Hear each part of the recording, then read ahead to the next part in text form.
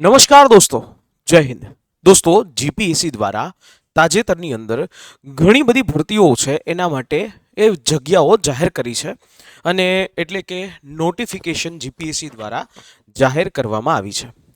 આ જે નોટિફિકેશનની જો આપણે ચર્ચા કરીએ તો એન્જિનિયરિંગ ડિપાર્ટમેન્ટની અંદર એન્જિનિયરિંગ વિભાગ અંતર્ગત ઘણા બધા મિત્રો છે કે જેમણે સિવિલ એન્જિનિયર કરી હોય, સિવિલ એન્જિનિયરિંગની જેમની પાસે ડિગ્રી હોય અને એ લોકો માટે ગુજરાતની અંદર ઘણી બધી ભરતીઓ, સરકારી ભરતીઓના જે વિકલ્પ એમની પાસે છે. તો અહીંયા એવી જ એક ભરતી જે તાજેતરમાં જીપીએસસી દ્વારા જાહેર કરવામાં આવી છે, એવી ભરતી સિવિલની એટલે કે સિવિલ એન્જિનિયરિંગ કરેલા હોય એમના માટે આસિસ્ટન્ટ એન્જિનિયર એની વેકન્સી છે એ આવી છે.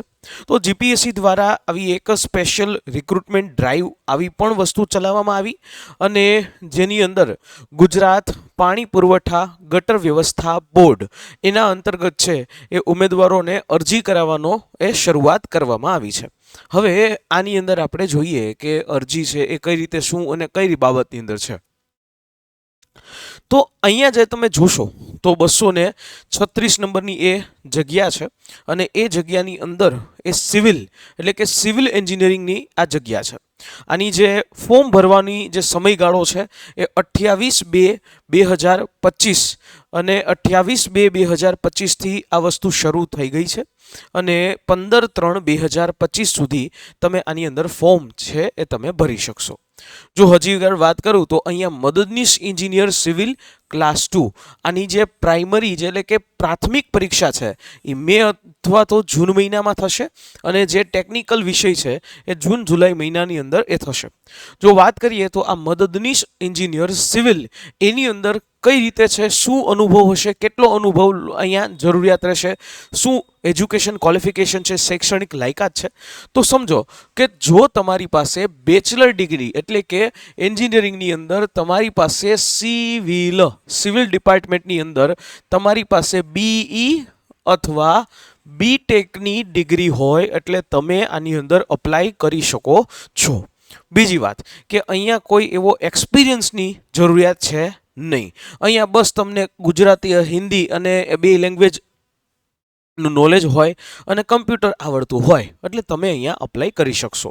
35 વર્ષથી વધારે ઉંમર અહીંયા હોવી જોઈએ નહીં. એટલે અહીંયા અરજી માટે એ 35 વર્ષ સુધી તમે 35 વર્ષની એજ લિમિટ છે, પણ સાથે સાથે આ 35 વર્ષની એજ લિમિટની અંદર વય મર્યાદામાં છૂટછાટ છે એ અહીંયા આપવામાં આવે જ છે.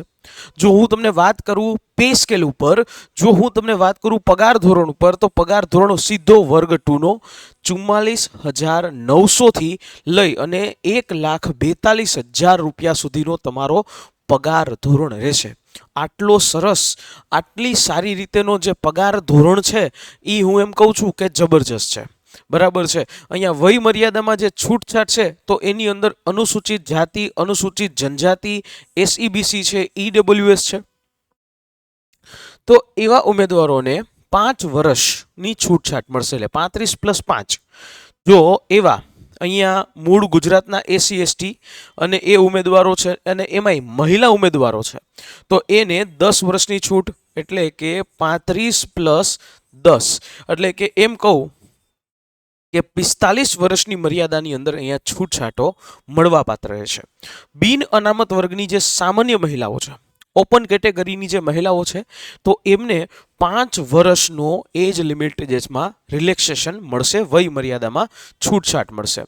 જો તમે માજી સૈનિક હોય તો તમને 3 વર્ષ મળે, દિવ્યાંગતા ધરાવતા હોય તો વધુમાં વધુ 10 વર્ષ, પણ એ પણ 45 વર્ષની મર્યાદાની અંદર તમને એજ લિમિટમાં છૂટછાટ મળવાપાત્ર રહેશે. તો આવી રીતે છૂટછાટો રહેશે. એક વખત પરીક્ષાનો એક કાર્યક્રમ જોઈ લો. આની જે પરીક્ષા છે એ પરીક્ષાની અંદર તમારી એક પ્રાથમિક કસોટી અને એના પછી ઇન્ટરવ્યૂ, આવી રીતે તમારી પરીક્ષા થશે. આ પરીક્ષાની અંદર જે ગાંધીનગર અથવા તો અમદાવાદ આ બેમાંથી કોઈ પણ એક જગ્યાએ લેવાશે. પેપરનું જે માધ્યમ છે એ ગુજરાતી રાખવામાં આવ્યું છે. બરાબર. આની અંદર સામાન્ય અભ્યાસ છે જેમાં જીએસના 100 માર્ક છે, 100 પ્રશ્નો હશે. અને ત્યાર પછી ટેકનિકલના 200 માર્ક 200 પ્રશ્નો, એટલે આખું તમારું પરીક્ષા પદ્ધતિ છે એ 300 માર્કની રહેશે. કેટલા માર્કની રહેશે? 300 માર્કની તમારી આખી આ પરીક્ષા પદ્ધતિ છે એ રહેશે. બરાબર છે. અને રૂબરૂ મુલાકાતની અંદર કેટેગરી મુજબ કેટેગરી મુજબ છે ઉમેદવારોને અહીંયા બોલાવવામાં આવશે ઇન્ટરવ્યૂ માટે. તો આવી રીતે આખી એક ભરતી પ્રક્રિયા છે. હવે ખાસ જ્યારે મેરિટ બનાવતી વખતે જેમાં પ્રાથમિક કસોટી અને રૂબરૂ મુલાકાત આ બેયની પરીક્ષામાં જે લોકો પાસ થઈ અને 50-50% ગુણભાર ઉપર કામ કરવામાં આવશે. એટલે 300 માર્કમાંથી 50% ગુણભાર એનો ગણવામાં આવશે અને 50% ગુણભાર જે છે એ 100 માર્ક જે તમે ઇન્ટરવ્યૂ આપ્યા એમાંથી 50%, બરાબર, અને 300 માર્ક છે એના 50%. આવી રીતે જે છે એના આધાર ઉપર તમારું આખું મેરિટ છે એ તૈયાર કરવામાં આવશે.